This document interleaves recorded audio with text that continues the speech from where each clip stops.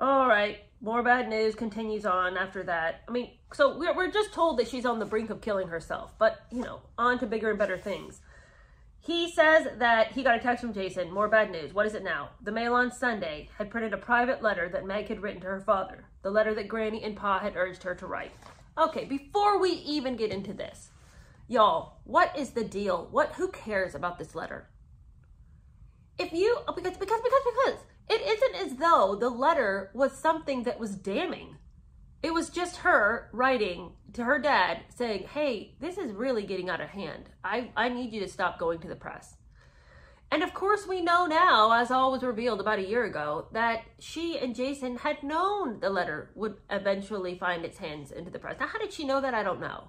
Did she send the letter to her father with a gigantic royal seal on the outside of the letter so that it could be apprehended by whoever happened to be putting the mail in the box?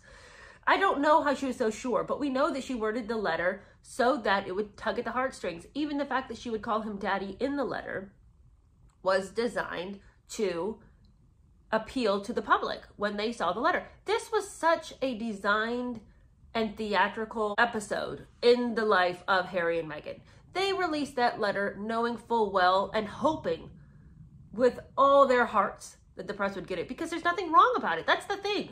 And so their indignation after the letter is discovered and after the letter is published is the weirdest thing about the story. Nothing about the letter should have been that big of a deal from their perspective. Now, from the rest of the world, we're looking at it and we're going, what is this letter? Like, what? I mean, because it was just really, quite frankly, it was crafted so poorly.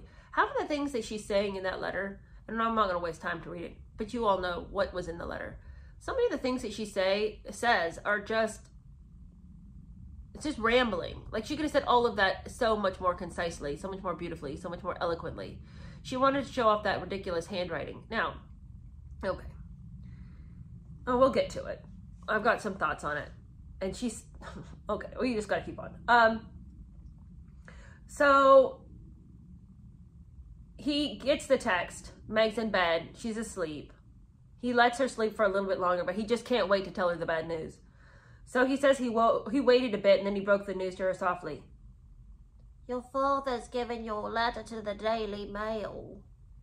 No. Meg, I don't know what to say. He's given him your letter.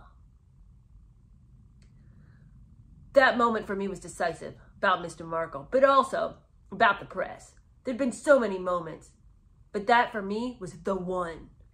I didn't want to hear any more talk of protocols, tradition, strategy. Enough, I thought. Enough.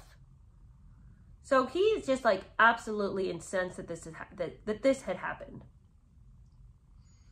And he says that it was illegal for the paper to publish the letter, and they know it full well, but they did it anyway. Well, if it's illegal, then how did they do it?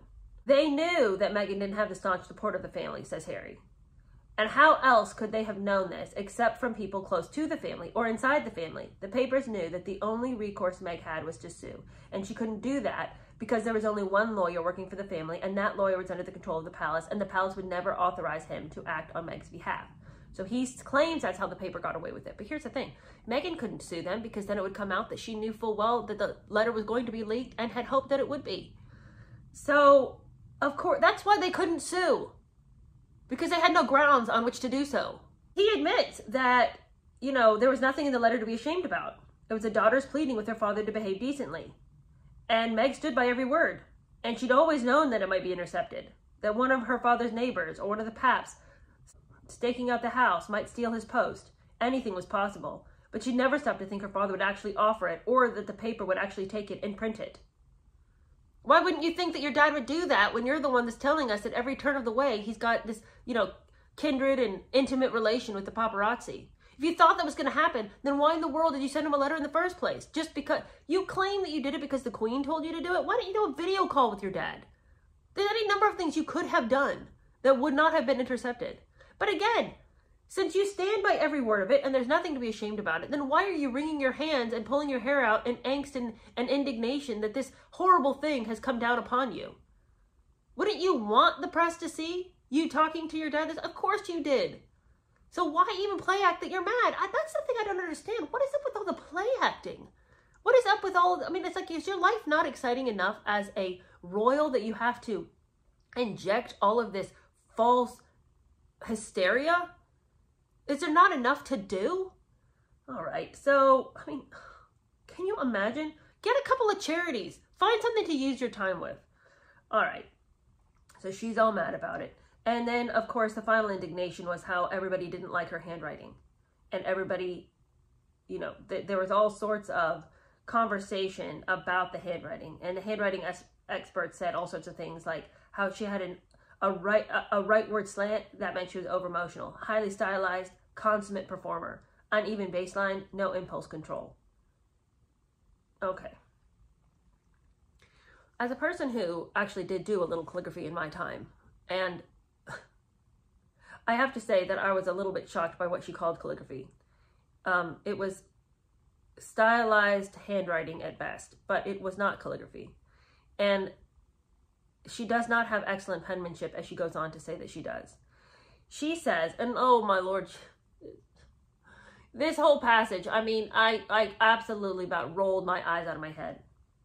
The look on Meg's face as I told her about how these libels were rolling out. First of all, why are you telling her? If you're like, the look on her face was so devastated. You did that to her by telling her. I knew my way around grief, and there was no mistaking it. This was pure grief.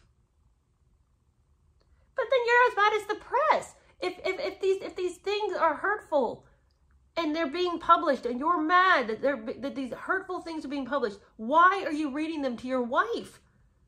Why are you grinding salt into what you say is a wound? I don't understand that. How is that protection? Okay. So on to this paragraph. She was mourning the loss of her father, and she was also mourning the loss of her own innocence.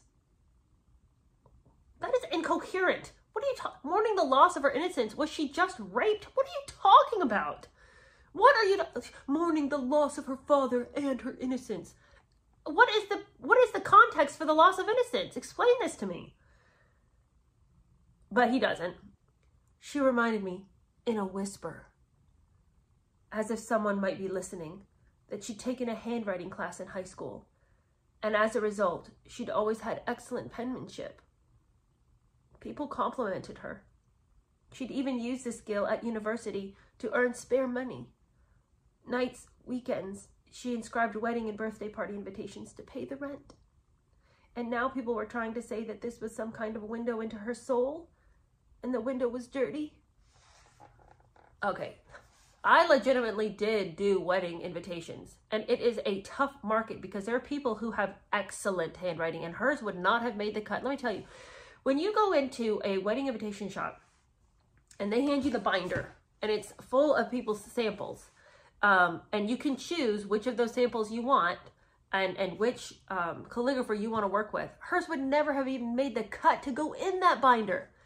I mean, like, who are all these people with weddings and birthdays that would want that scrawl on their